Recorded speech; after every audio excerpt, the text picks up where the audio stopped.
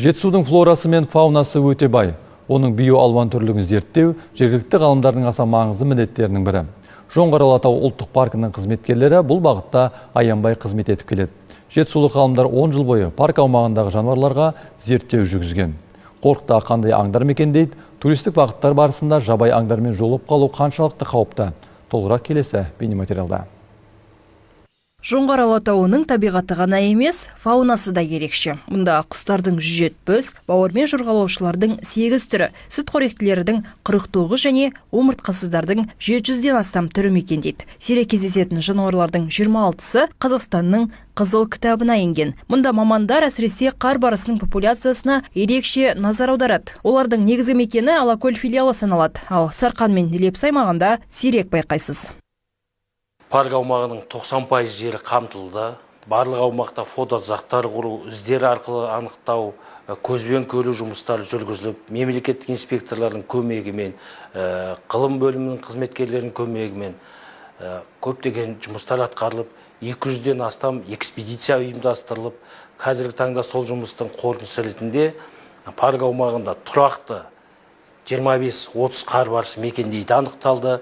Парктегі ірі және сирек кездесетін сүтқоректілер тізіміне Түркістан сілеусіні, сабаншы, тас сусары мен Тянь-Шань арқары кіреді. Қызыл кітапқа енген Тянь-Шань қоңыр аюы да ерекше қорғауға алынған. Біз Жоңғар-Алатау ұлттық парк мемлекеттік инспекторлардың күнделіктерімен бірге санақ жұмыстарын жүргіземіз. 2021-2025 жылдар аралығында Тянь-Шань қоңыр аюының таралу аумағы мен саны туралы нақты зерттеу жұмыстар жүргізілді. Зерттеу барысында алғашқыдағы Тянь-Шань қоңыр аюының саны және таралу аймақтары анықталды. Ол 2021 жылы Тянь-Шань қоңыр аюының саны 283-ден басталды. Ұлттық парк аумағында аюлар саны өскендіктен туристер мен жергілікті тұрғындарға қауіпсіздік шараларын қатаң сақтау қажеттігі ескертіледі. Табиғат аясында демалушыларға таулы аймақтарға жалғыз бармауға, тек арнайы гид немесе мемлекеттік инспекторлармен бірге аралау ұсынылады. Сондай-ақ саяхат кезіндегі тағам қалдықтарын табиғат аясында қалдырмау маңызды, себебі бұл аңдар иіске өте сезімтал келеді.